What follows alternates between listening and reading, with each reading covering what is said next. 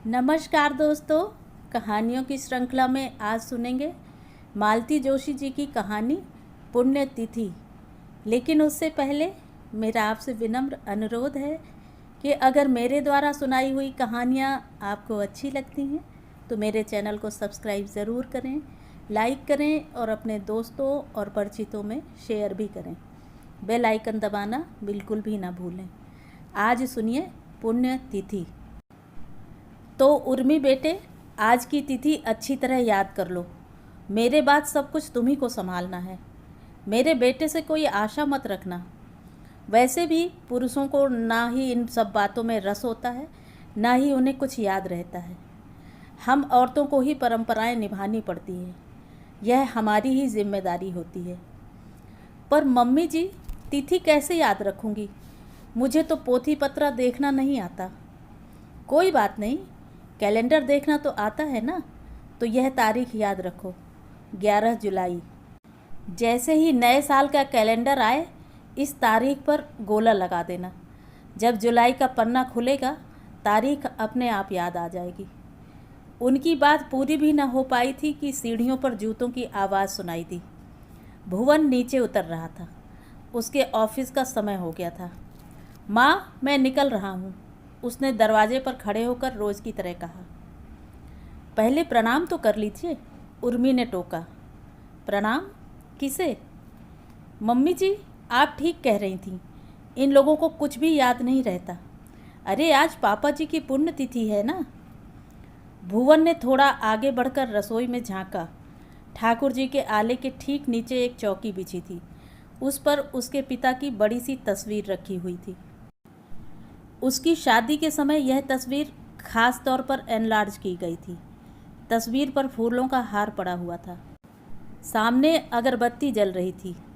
रसोई घर का फैलारा किसी महाभोज का ऐलान कर रहा था। भुवन ने आग्नेय नेत्रों से माँ को घूरा। वे सिर नीचा करके आलू छीलने लगीं। उर्मी लगातार उसे घूरे जा रही थी। वह असहज हो उठा। घुटी सी आवाज़ में बोला, जूते पहने हुए हूँ ना, बाहर से ही नमस्कार कर लेता हूँ। और वह पलटकर चल दिया। पता नहीं प्रणाम किया भी कि नहीं। किया ही होगा, नहीं तो उर्मी उसे छोड़ती नहीं। हमारी ही गलती हो गई। जूते पहनने से पहले उसे याद दिलानी थी, उन्होंने कहा और विषय समाप्त कर दिया। ज़्यादा सोचने के लिए समय भी कहाँ था। रसोई में कितना तो काम पड़ा था। ठीक 12 बजे रिक्शे में सामान लदवाकर दोनों आश्रम की ओर चल पड़ी। बहू की मदद से उन्होंने अपनी मर्जी का सब कुछ बना लिया था। खीर, पूड़ी, सब्जी, पुलाव और मंगौड़े। मन प्रसन्न था। आश्रम पहुंचकर उन्होंने सेवकों से सामान उतरवाया और भोजन कक्ष में रखवाया। फिर बहू को लेकर स्वामी जी के कक्ष में गईं। स्वामी जी ने बहू को ढेर सारा आशीर्वाद दिया। फिर उसी रिक्शे में बैठकर दोनों घर लौटी। रास्ते में बहू रानी ने कहा, मम्मी जी, आप ये बहुत ही अच्छा करती हैं। इन लोगों को खिलाकर कितनी तृप्ति मिलती है ना। वैसे तो बेटा, ये काम बेटे के करने का है। पर भुवन कभी पढ़ाई के लिए, कभी नौकरी के लिए बाहर ही रहता आया। अभी 2 साल पहले तो यहाँ पोस्टिंग हुई है, इसलिए मैंने यह तरीका अपनाया। बहुत अच्छा है, बहू ने प्रशंसा की। घर लौटकर दोनों ने भोजन किया और अपने अपने कमरे की राह ली। खाना खाने के बाद घंटा 2 घंटा सोने की उनकी आदत है, पर आज नींद ही नहीं आ रही थी। जैसे ही आंखें बंद करती, भुवन की जलती आंखें उन्हें घूरने लगतीं। वह बहुत नाराज़ है, वे जानती थी। पर झपकी आने को ही थी कि आवाज़ आई, मम्मी जी, आप सोई तो नहीं है ना, मैं आ जाऊं? और उसकी अनुमति की प्रतीक्षा किए बिना उर्मी सामने आ खड़ी हो गई। मम्मी जी, एक प्रॉब्लम हो गई है। क्या? आपने तो देख ही लिया है कि इन्हें बाबूजी की तिथि की याद नहीं थी। इन्होंने कल ही आज के शो के टिकट बुक कर दिए थे। कैंसिल करने को कह दूं? क्यों? कैंसिल क्यों करोगी? यहाँ का काम तो अब निबट ही गया है। शाम को तुम लोग एकदम फ्री हो। बुरा तो नहीं लगेगा? बुरा क्या लगेगा और किसे लगेगा? देवी, अब ये फालतू बात छोड़ो और जाकर आराम करो। सुबह से लगी हुई हो, मुझे भी थोड़ा सा आराम कर लेने दो। सास की प्यार भरी झिड़की खाकर उर्मी चली गई। वे भी सोने की कोशिश करने लगीं। शाम को भुवन लौटा तब भी उसका मूड उखड़ा हुआ ही था। उन्होंने उसे अनदेखा करते हुए कहा, तुम चाय पीकर फ्रेश हो लो, फिर मेरे साथ ज़रा चलना। कहाँ? उसके प्रश्न को अनसुना करते हुए उन्होंने बहू से कहा, हम लोग आधा घंटे में लौट आएंगे, तब तक तुम तैयार हो लेना, पिक्चर जाना है ना। चाय पीकर भुवन उठ खड़ा हुआ। कहाँ जाना है? चलो। लौट कर तैयार हो जाऊंगा। और वह जाकर गाड़ी में बैठ गया। वे चुपचाप उसकी बगल में जाकर बैठ गईं। कहाँ जाना है? भुवन ने गाड़ी स्टार्ट करते हुए पूछा। आश्रम। सुबह खाना ले गए थे, बर्तन वापस लाने हैं। आश्रम का रास्ता भुवन का देखा हुआ था। माँ के साथ बचपन में कई बार गया था। उसने गाड़ी ले जाकर गेट के पास खड़ी कर दी। वे उतरकर भीतर गईं। सेवकों के साथ सामान डिक्की में रखवाया। वह चुपचाप बैठा टुकुर टुकुर देखता रहा। लेकिन जब स्वामी जी गेट पर आए तो उतरना पड़ा, प्रणाम भी करना पड़ा। स्वामी जी ने आशीर्वाद दिया और भुवन की माँ से कहा, बहन जी, आपके घर में तो साक्षात लक्ष्मी नारायण विराज रहे हैं, आपको कभी किसी चीज़ की कमी नहीं रहेगी। उन्होंने पुलकित होकर स्वामी जी को प्रणाम किया और गाड़ी में आ बैठी। जैसे ही भुवन ने गाड़ी स्टार्ट की, उन्होंने कहा, 5-10 मिनट कहीं गाड़ी खड़ी कर सकते हो? क्यों? तुमसे कुछ बात करनी है। उसने चुपचाप गाड़ी एक खाली प्लॉट के सामने ले जाकर खड़ी कर दी और माँ की ओर देखने लगा। मुझे मालूम है तुम मुझसे बहुत नाराज़ हो। तब तो यह भी पता होगा कि क्यों नाराज़ हूँ।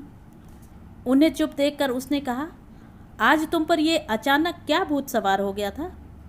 अचानक क्यों? मैं तो हर साल करती हूँ, बस तुम्हें अच्छा नहीं लगेगा यह सोचकर चुपचाप कर लेती थी। फिर आज ही हंगामा मचाने की क्या ज़रूरत थी? बेटा, घर में नई बहू आई है, उसे उसके ससुर के वजूद का एहसास दिलाना चाहती थी। नहीं तो वह क्या सोचेगी कि कैसे लोग हैं, उस दिवंगत आत्मा को एक बार याद भी नहीं करते। हमारे लिए तो वह अध्याय समाप्त हो गया है, पर जिसके वजूद से मुझे सख्त नफरत है, उसके लिए इतना आग्रह क्यों? पिता के रहते अनाथों की सी जिंदगी गुजारी है मैंने। मुझे उनके प्रति जरा भी श्रद्धा नहीं है, और तुम्हें भी यह सब करने की क्या ज़रूरत है? तुम्हें भी तो कम दुख नहीं दिए हैं उन्होंने। सिर्फ दुख ही दुख नहीं था बेटा, थोड़ा सुख भी मेरे हिस्से में आया था, पर फिर पता नहीं क्या हुआ। मुट्ठी में बंधे रेत की तरह तिजोरी धीरे धीरे खाली होती चली गई। सब कुछ स्वप्नवत हो गया। तिजोरी अपने आप खाली नहीं हुई थी माताश्री, उसे तुम्हारे पतिदेव बोतल में ढालकर पी गए और तुम्हें पनौती कहकर कोसते रहे, अपना फ्रस्ट्रेशन तुम पर निकालते रहे। छोटा था तो क्या हुआ, मुझे सब कुछ याद है। इसीलिए तो तुम्हें मामा के यहाँ भेज दिया था। यह सब देखने सुनने की उम्र नहीं थी तुम्हारी। दूर था फिर भी तुम्हारे किए का एहसास था मुझे। बीए पास थी तुम, पर तुम्हें नौकरी करने की इजाज़त नहीं थी। खानदान की प्रतिष्ठा का सवाल था। फिर तुमने खर्च को पाटने के लिए टिफ़िन का कारोबार शुरू किया। मोहल्ले वालों को पार्टी के लिए बर्फ़ी और लड्डू बनाकर देने लगी, लोगों के स्वेटर बुनने लगी। इससे भी पूरा नहीं पड़ा तो तुमने ऊपर के कमरे कॉलेज के लड़कों को किराए पर उठा दिए। बाप रे, क्या हंगामा हुआ था तब। हंगामा इसलिए कि वे लड़कों को रखने के पक्ष में नहीं थे। वे चाहते थे कोई परिवार आकर रहे, पर मैं इसके खिलाफ थी। परिवार आता तो घर की कोई बात दबी ढकी नहीं रहती, क्योंकि औरतों की दृष्टि बड़ी तीक्ष्ण होती है। उनसे कोई बात छिपी नहीं रहती, न उनके पेट में कोई बात पचती है। इससे तो ये लड़के अच्छे, किसी पचड़े में नहीं पड़ते, अपनी पढ़ाई में अपने दोस्तों में मस्त रहते हैं। ऊपर से उनका टिफ़िन का काम भी मुझे मिल गया था।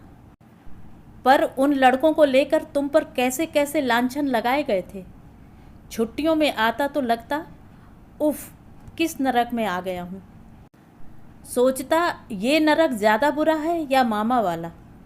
अजीब सांसत में जान थी मेरी।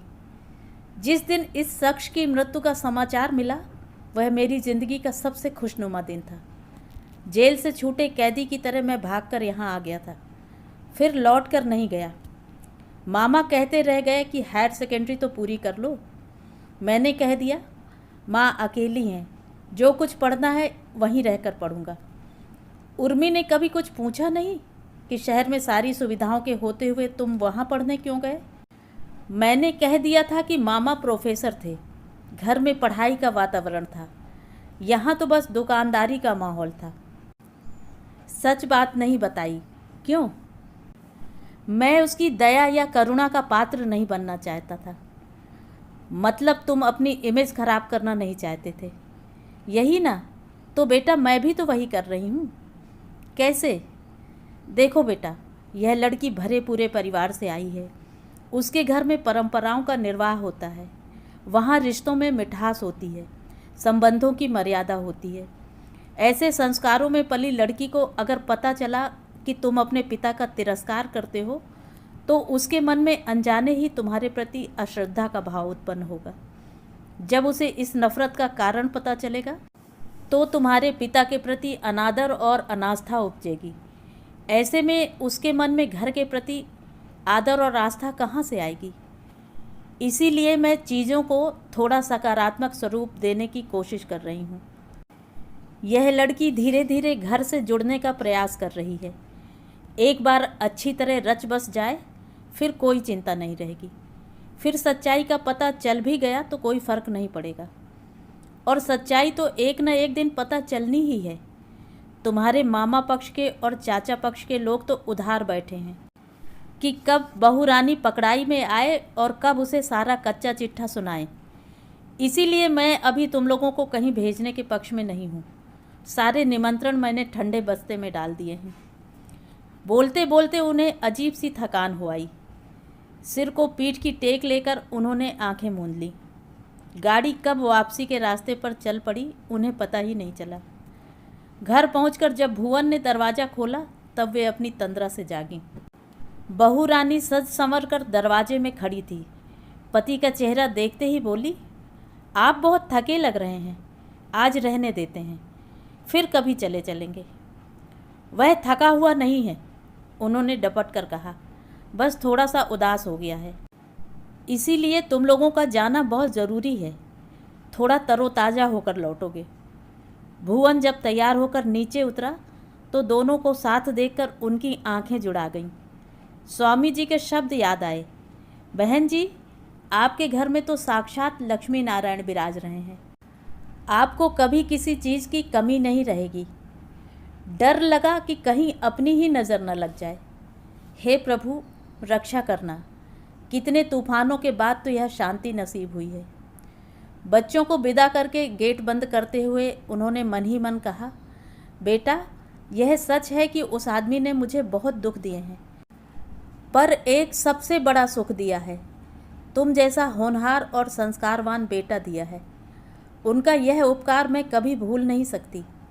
उनका यह कर्ज मुझ पर सदा रहेगा, इसीलिए साल में एक बार उन्हें याद कर लेती हूँ। तो ये थी कहानी।